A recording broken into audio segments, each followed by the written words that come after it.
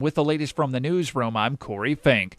The Brainerd Fire Department responded late Wednesday night to an explosion and fire at the Brainerd UPS Customer Center on Madison Street. 3 UPS trucks were damaged by smoke and fire. Firefighters battled the fire for over 10 hours before the scene was secured. Firefighters stated that the State Fire Marshal, FBI, Bureau of Alcohol, Tobacco, Firearms, and Explosives have all been called in to investigate the fire. There was no one in the building at the time of the fire, and there were no injuries. Crow Wing County Sheriff's deputies were called along with the bomb squad as a precaution. No word released as stating if the cause of the fire was intentional or not in nature. Sartell has been named one of the top 10 cities in Minnesota for young families. NerdWallet, a consumer advocacy website, conducted the study of best places for young families. Cities were rated based on public schools, median home value, monthly homeowner costs, median income, and long-term income growth. Monticello was the top-rated city in Minnesota. The website noted Sartell's thriving schools and strong community for its high ranking.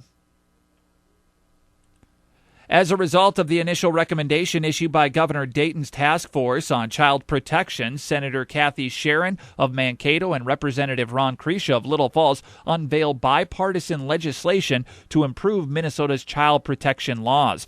They announced the legislation at a press conference Wednesday in St. Paul and were joined by other senators and representatives.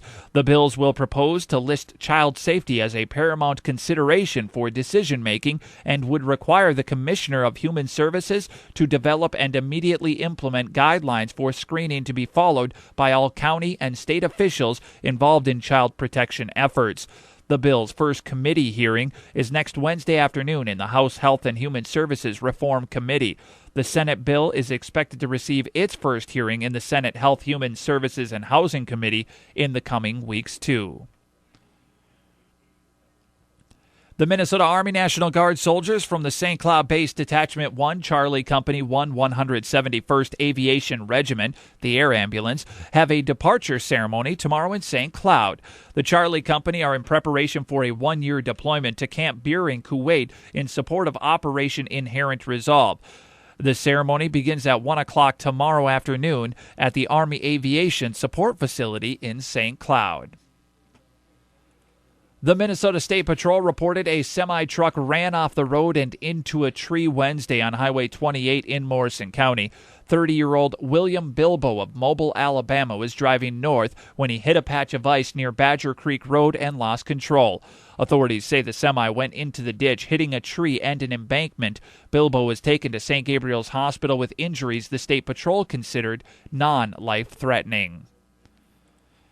At Morrison County Sheriff's Office, the deputies in the past week have responded to an assault on Highway 115, a hydraulic fluid spill of around 10 gallons on 11th Avenue Northeast, theft of a 4-foot dock from Azure Road in Cushing, and deputies arrested a man January 15th on the 13,000 block of 200th Street on assault charges. That's the latest from the news.